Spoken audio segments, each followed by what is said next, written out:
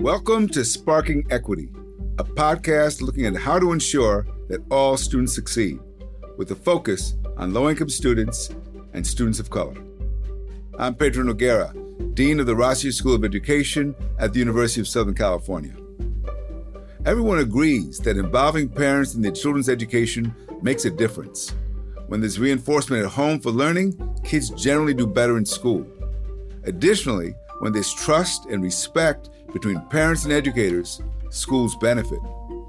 Unfortunately, in recent months, trust between parents and schools in many communities has withered as the entire issue of parent involvement has gotten bogged down in controversies around critical race theory, attacks on diversity, equity, and inclusion. In this episode, we will talk to Carl Cohn, a veteran superintendent, and Joann Mickens, Executive Director of Parents for Public Schools, about how these controversies are playing out in schools and districts across the country. We'll also look at how one California school district is trying to avoid such conflicts by inviting parents into the classroom. But let's begin with Tina Certain, Board Chair of the Alachua County Public Schools in Gainesville, Florida. There are almost 30,000 students in her district. 40% are white, 34% are Black, and the rest are largely Asian and Latino.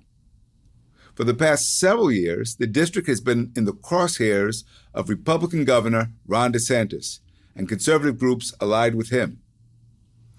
What first drew the governor's anger was the district's decision to require masking in schools during the pandemic.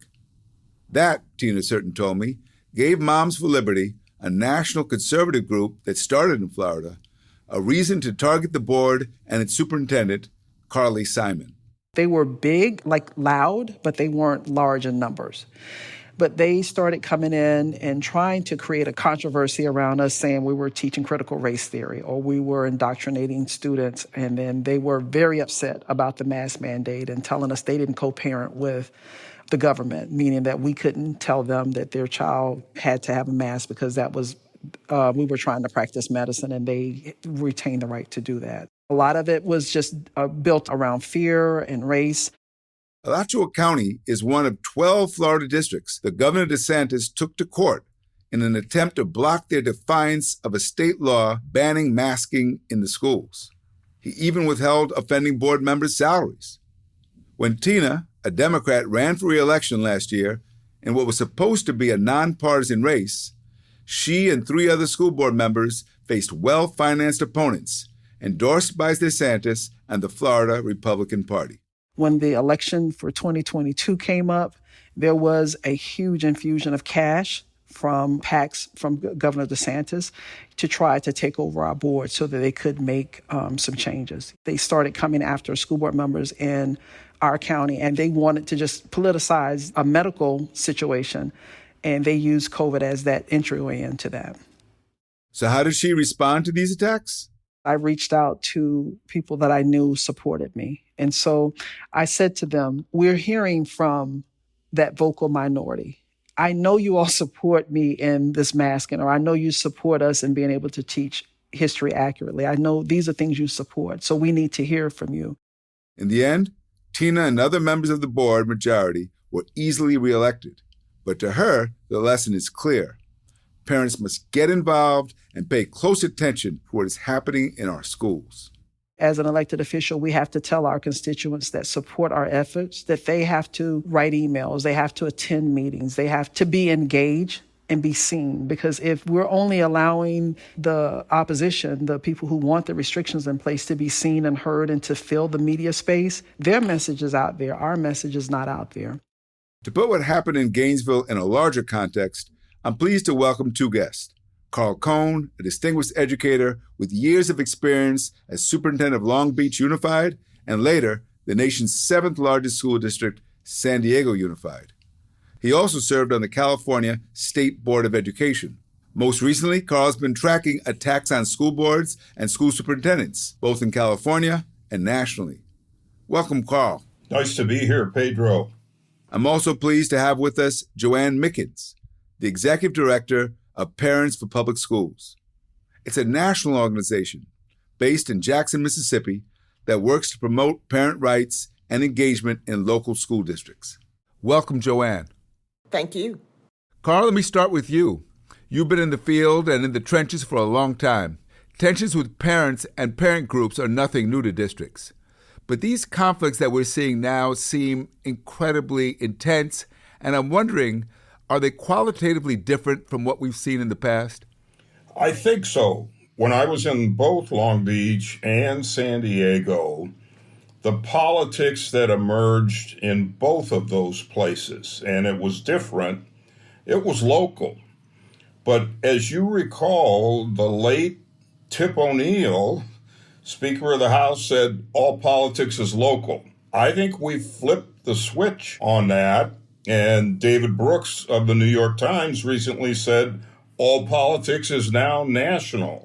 And so all of these culture wars at the national level are now finding their way into local school districts. And so I think this is presenting an even bigger type of challenge. And of course, things like critical race theory become the whipping boy for a whole bunch of perceived ills. And so I think qualitatively, it is in fact different. And I think the job of superintendent of schools is much more difficult in this climate than when I was heading the second and third largest school systems in California back when. It seems, though, that given that this is a national phenomenon, it's more political than this is about parents. And I want to know if you could make a distinction here. Is this energy and this anger we're seeing in many cases, is it really coming from parents, or are these political agitators, political activists that have been riled up by Steve Bannon and his allies? Because I remember reading, said this is actually a good strategy for the Republicans. Absolutely. Steve Bannon and folks like that are leading this charge, and misinformation, disinformation is very much a part of it. These school board elections, everyone knows, used to be fairly small with regard to participation. And in some places, that dynamic is changing with candidates who are coming out of the woodwork.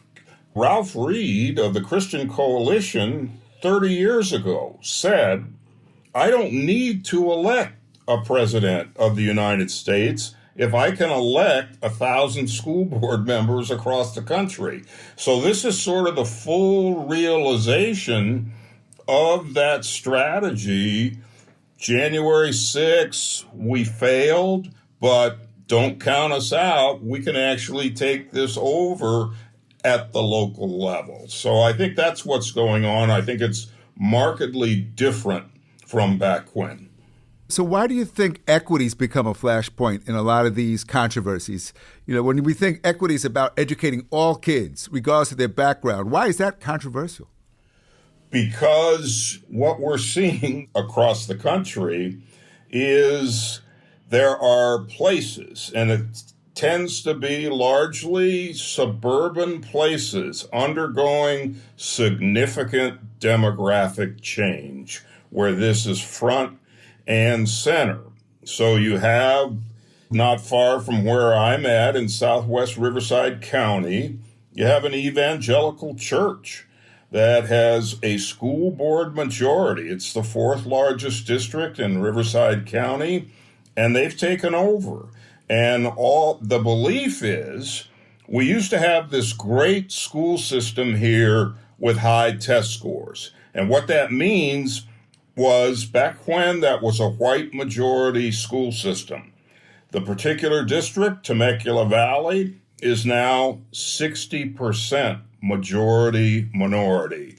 And part of the complaint is we are being replaced by these newcomers who seem to be the focus of the leadership, the initiatives, all that sort of thing. So I think that's a major part of what's going on. The same rhetoric we're hearing from Tucker Carlson and the others. Right.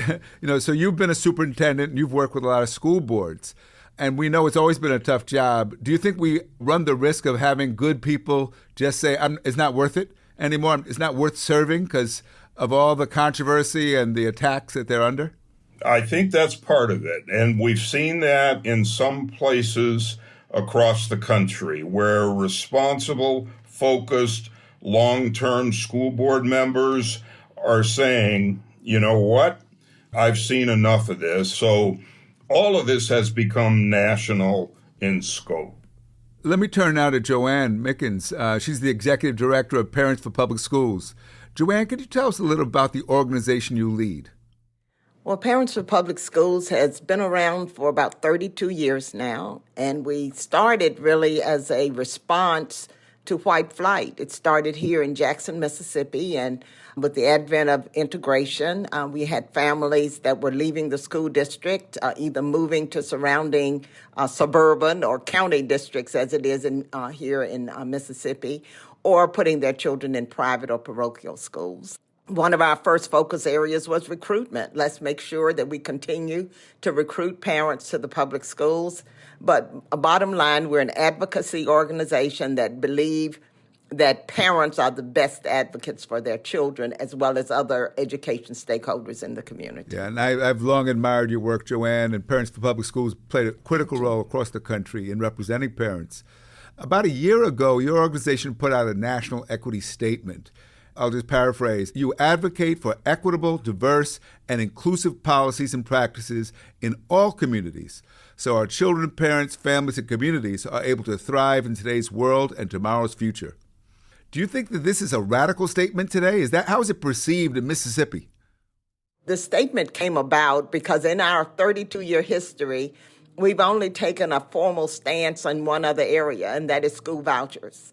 And so this was historic for us because our chapters advocated that we be very clear as to how we feel about equity and inclusion.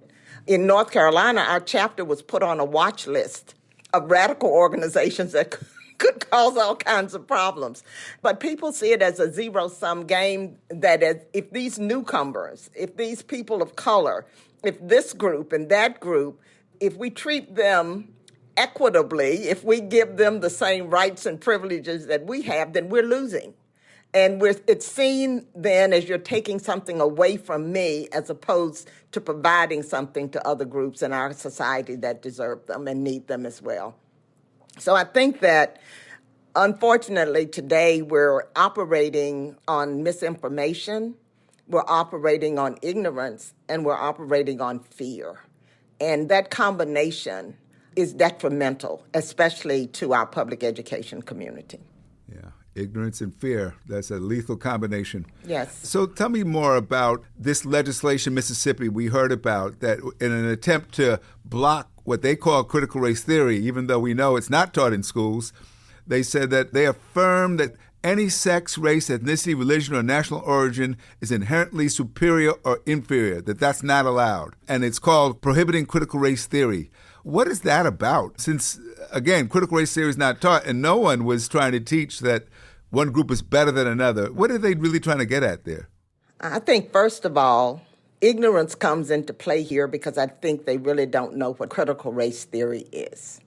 I think another thing at play here is the fact that we are in a state here in Mississippi that celebrates Confederate Memorial Day. We are talking about people who are very protective of their legacy. And I would love to have a conversation where we dig down into what that legacy actually is. And I think that this particular language seems to be operating from the myth that in teaching what actually happened in our history, that we're going to be saying that these people were the bad guys and that these people were not mistreated or oppressed. Maybe they were misunderstood, I'm not sure. But I think much of it comes from the fact, this idea that we want to protect our history and not really tell what the whole story was. I think the concern is our legislature saw, in thinking about critical race theory, that there was a danger that their ancestors and white people today would be painted as villains that some of the actions of the past would have been put in front of their children and discussed. And there was, I think, a concern that they would be seen differently, that the perspective of their history, of the ancestors, of their legacy might be seen differently. And I'm supposing, just based on that language. But these sound like the concerns of politicians, not of parents. Oh, thank you. So I'm wondering, to what degree are you hearing this from parents of any race, that they're concerned about critical race theory in schools? I don't think they're putting it in those terms. And I will say that I think what we've tried to do is explain that critical race theory is not taught K through 12. And to explain just what it is. But as I've said before, I think combining those three terms immediately makes it suspect. When you're going to make it critical and you're going to talk about race, and then it's a theory. So those three terms together, I think, immediately make any discussion of critical race theory appeals to emotion as opposed to rational thinking. But why the fear about teaching history as it actually happened, I don't understand that. And I'm not hearing a groundswell from the parents with whom we work, but we do see organizations that have formed based on, to me, this misinformation and this wanting to reshape what history actually tells us. One last question before I turn back to Carl. The Parent Bill of Rights, where does that stand now? I heard it kind of died in committee, but what does it entail? What does it call for? We did not promote the Parents' Bill of Rights. We think that parents have rights. They have rights as parents. They have rights within their own homes, but they also have rights in the education arena. And so what we are working on now, one of our main objectives is to formulate a campaign, and we're calling it positive parent engagement. What our emphasis is that, of course, parents should be engaged in their education. In fact, research shows the value of it, that it works. But we also know that parents aren't the only ones who have a role in their children's education, and that we want to emphasize what rights parents have, but also the roles they have, and then the responsibilities that they have. As one of my staff members put it, we've got to find the happy medium between bringing cupcakes and throwing chairs. That we want engagement, but it doesn't have to be at either extreme. All right. So, Carl, let me come back to you. What do you think that school districts should do in this kind of environment? The districts have the responsibility of serving the kids, and now we have the polarization that we see across the country and so many other issues now impacting schools. If you were still a superintendent advising and working with a board, how would you handle it? I think we need to acknowledge that the pandemic cut people out, including parents, for sometimes as much as 2 full years. So as I talk to superintendents, I'm encouraging doubling down on post-pandemic parental engagement strategies. I recently hosted a panel of superintendents. One of them has something that he worked out with his local teachers union called Parent Learning Walks. Very successful with regard to getting parents in classrooms actually seeing what's going on. Another superintendent is leading his own podcast on a regular basis that gets at and directly takes on the disinformation, misinformation, dog whistle type rhetoric that comes up in his community.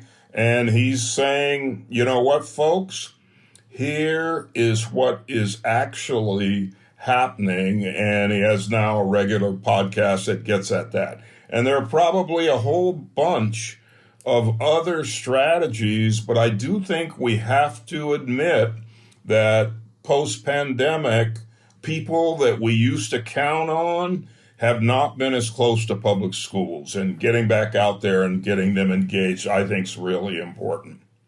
Well, let me ask you this, Joann. Is this a good time to get parents to run for school board? Because the only way you can counter, and that's what I hear Carl saying, some of this political agitation is go back to the parents who actually have kids in the schools so that their voices are being heard instead of some activist who's on a political mission. I think the difficulty is we've got a combination. When we've got an organization like Moms for Liberty, they do have their children in the schools. And there is a concerted effort to have people of a certain philosophy be elected to school boards. What we do through our parent engagement training is we hope that the folks that see things our way, and we know that it has happened, are elected to school boards or selected for school boards. But one of the difficulties, and I think you alluded to it, people are reluctant to put themselves into the fray. We've had people threatened. We've had their families threatened, school board meetings that went into chaos. And so we are looking at just a caring parent who wants to be a decision maker in their district. They're going to look twice as to whether or not they want to step into this cauldron that we have boiling away right now. But we continue to work with parents and encourage them to take leadership roles in their communities. Well, let me go back, and this will be the last question for both of you. We started by saying, the evidence is clear that when parents are involved with their children's education, it's a good thing. Kids tend to do better. Schools tend to get support. Are you seeing examples of that kind of constructive involvement still, or has it all just become a political mess, the chaos that we see in Washington now infecting all of our local communities? I think there are examples of places that are, in fact, still doing good work. My old district, Long Beach, uses the local control accountability plan that comes from the state of California to really engage all parents. So there are places that are still in the midst of all these conflict campaigns, still doing good work, keeping their eye on the ball, moving things forward. Recently, there's a group called the Public School Defenders Hub, whose sole purpose is to try and organize and keep extremists from getting onto local school boards. And I think there's good work being done along that line where people are actually paying attention. They're not sitting back and waiting for an election day surprise. They're actually supporting board members that are supporting all kids and trying to get at this through good, solid organizing of people of like minds who want to fight this. And what about you, Joann? What are you seeing in terms of constructive involvement by parents? Well, our chapters are continuing to do some of the things they've always done. And that is, if there's legislation we believe is going to be hurtful. But I think you started out, and you've mentioned a couple of times about how education has now become this political football. And there is a concerted effort to bring in this national approach as to how schools should be and what they should teach. And we are getting reports from teachers who are nervous about what they can and cannot do in their classrooms. We've had a program for years in our Pitt County, North Carolina chapter where they do school tours. And that is to show the community this is what's happening inside of your schools. And now we're beginning to get a little pushback. Well, if we let you come in, we got to let them come in. So maybe we won't let anybody come in. And so we are seeing some of the negative impacts of what's going on. And it really does take courageous leadership. It really does take administrators, principals, teachers. It takes them to be willing to push back or to take a stand. And we'll see how it goes. We want to fight back against the loud voices because most parents don't feel this way. But, at a time like this, when everything is politicized, it's good to hear from a person like you, Joann, who's been doing this work, organizing parents, and you, Carl, who's been a leader in the field for so long. bringing a perspective that I think many people need to understand. So thank you for your time today and for joining in this conversation. Thank you. Thank you.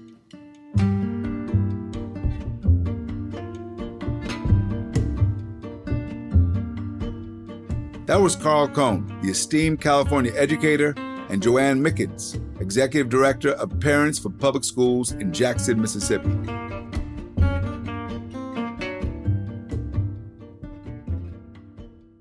We're now going to go to the Anaheim Union High School District, one relatively close to me here at USC.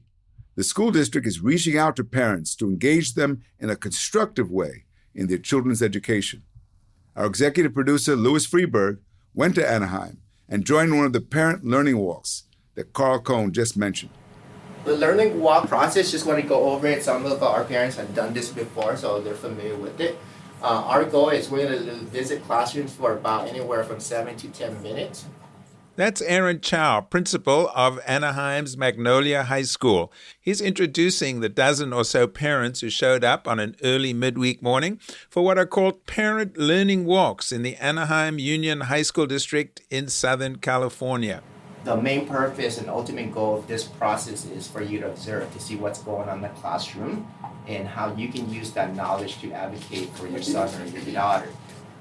But before they head out, Principal Chow points to PowerPoints at the front of the large conference room in the bungalow that serves as the parent center at the school. He gives a detailed explanation of what the school's instructional approach is.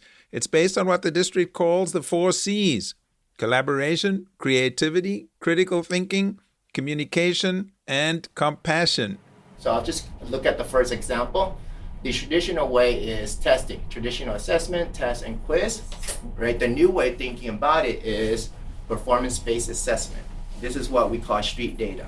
This is the input, the value that we get from parents and from our students in our community. So a lot of old school way is direct instruction, lecture, versus the new one, if we want to focus on student voice and purpose, is finding active learning opportunity for students through inquiry, dialogue, project, and simulation. The Learning Walk is just one small part of the school's efforts to engage parents, which Principal Chow says is a top priority, not only of his school, but the entire district. It's at the top of the list. In terms of leadership, our job is to help create that structure to allow our teacher to flourish, to allow parents and students to flourish. So that goes back to parent engagement, working with parents as partners. So definitely parents are the ones that we collaborate with, and we seek out input, suggestions from parents and communities to help better improve our instruction in our campus. In addition to the Learning Walk, the school hosts parent workshops on a range of topics. Parents are invited to regular events like cookies with counselors or coffee with the principal. But on this day, they've come for the Learning Walk. They first stop in at the media production class, where students run the television center and get hands-on experience by making announcements over the school's audio-visual system. Then the parents walk over to the newly created 2.5-acre vegetable garden and chicken coop behind the school that is the centerpiece of the school's agri-science program, teaching students about food deserts, urban agriculture, and environmental sustainability. The parents drop in at the concert choir class, which allows students to meet the visual and performing arts requirements for graduation.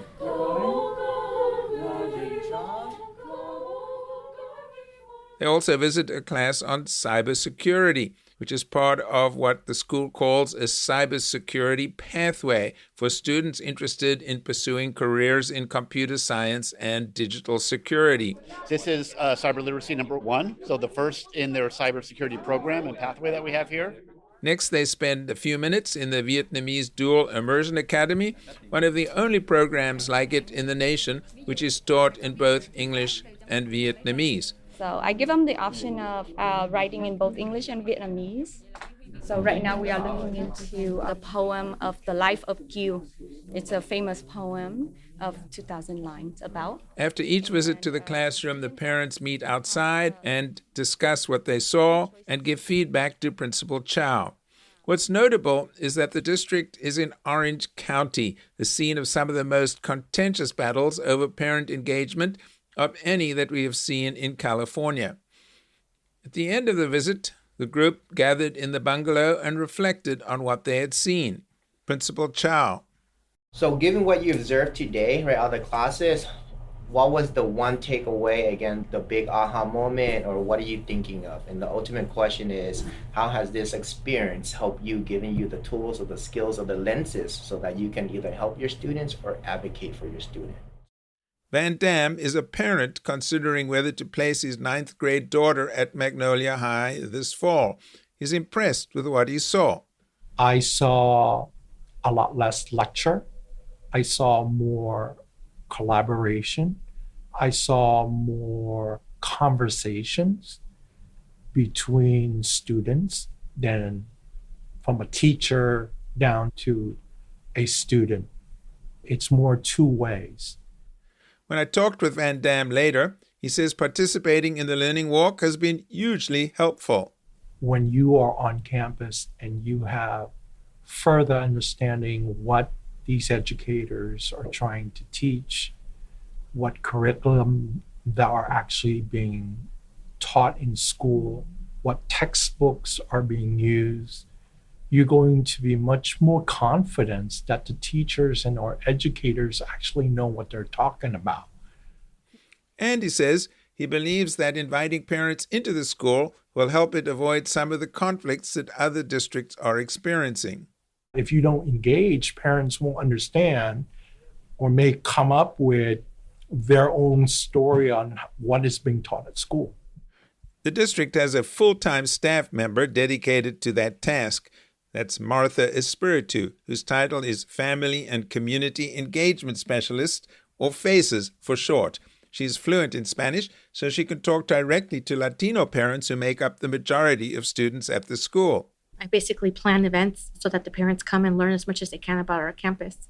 And you create a welcoming environment, making sure that the parent center is open for them, providing basically great customer service so that the parents feel welcome here, regardless of their background, regardless of language. My job is to make sure that the parents feel welcome and that we build the capacity so they can support their students' learning and their education. The school's welcoming approach to parents has paid off in helping the school avoid some of the conflicts of nearby districts.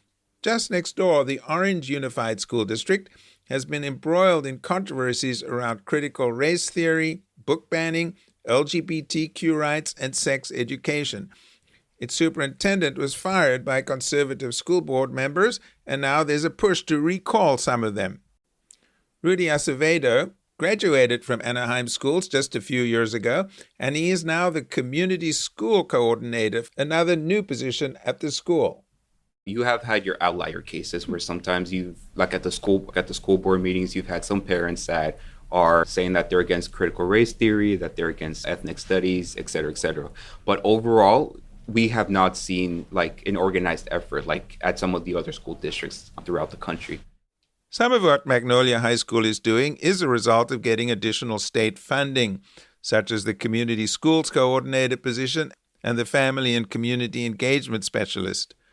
But much of it reflects a mindset of welcoming parents into the school, in fact, inviting them into the classroom to ask questions about the curriculum. And as I left the school, it struck me that this is a model that costs little or nothing and is one that could be easily replicated in other school districts.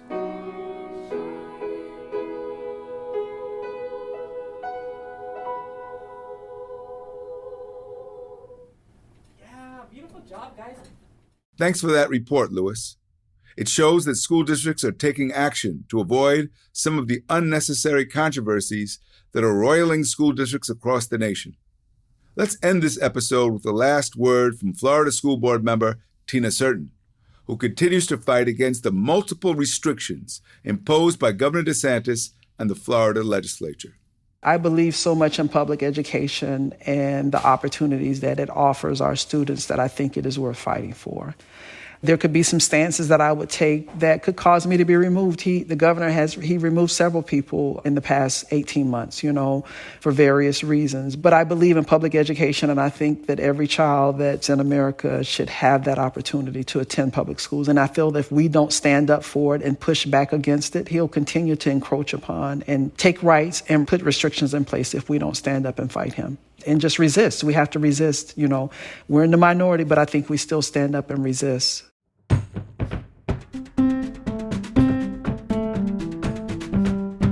Those fighting words could apply to any number of school boards and school board members and superintendents across the country. And they underscore the urgency of countering right-wing attacks on school boards and superintendents.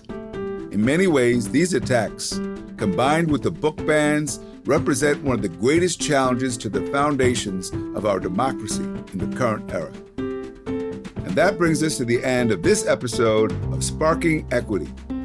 Our producer is Kobe McDonald, and our consulting producer is Stephen Smith. Louis Freedberg is our executive producer. Thanks to our guests Tina Certain, Carl Cohn, and Joann Mickens.